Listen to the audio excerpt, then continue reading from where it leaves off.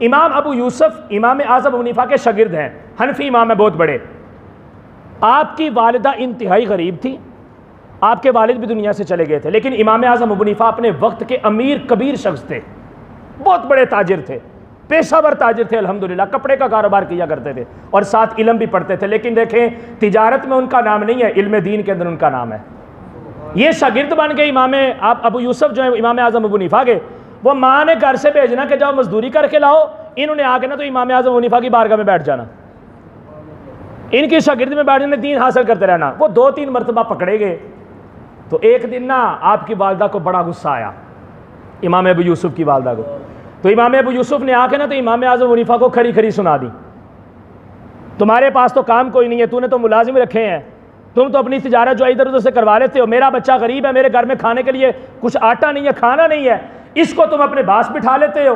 اور اس کو تم فضول وقت اس کا یہاں پہ ضائع کرتے ہو، یہ دین پڑھ کے کیا کرے گا؟ یہی باتیں انہوں نے جو آج ہم کرتے ہیں، یہی باتیں انہوں نے حضرت امام اعظم ابو حنیفہ سے کی۔ امام صاحب اللہ کے بندے تھے، پھر تابعی تھے، صحابہ کی زیارت کی ہوئی تھی، ان کے شاگرد تھے، انہوں نے کہا اماں جان اس بچے کو دین پڑھنے دیں، یہ ایک وقت ایسا آئے گا کہ اس کو وہ نعمتیں بھی حاصل ہوں گی کہ جو آج سے پہلے میں بھی نہیں کھا سکا۔ آپ رزق کے لیے کہتی ہیں، کھانے کے لیے کہتی ہیں، فرمایا کہ اس کو پڑھنے دیں، آج تھوڑی سی جو ہے وہ کمی برداشت کر لیں، لیکن اس کے بعد اللہ تعالیٰ آپ کو اس کا اجر و ثمر عطا فرمائے گا۔ تاریخ گواہ ہے فقہا کی، سب سے پہلے فقیہ قاضی ان 4 فقہا میں سے وقت کے حکمران کے دربار میں جج کے طور پہ جو بندہ مختص ہوا اس کو امام ابو یوسف کہا جاتا ہے۔ اور اس دور کے جتنے بھی قاضی تھے وہ اپنے سارے فیصلے امام ابو یوسف سے کروایا کرتے تھے۔ اور کیا ہوا، ایک دن خلیفہ کے پاس بیٹھے ہوئے تھے تو موجودہ دور میں ہم فلودہ کھاتے ہیں، اس وقت کی گرمی کے حساب سے کوئی ایسی کوئی خاص آئٹم تھی، وہ ایک پیالے کے اندر ڈال کے تو امام ابو یوسف کے سامنے پیش کی گئی، تو امام ابو یوسف نے جب دیکھا تو آنکھوں سے آنسو آ گئے،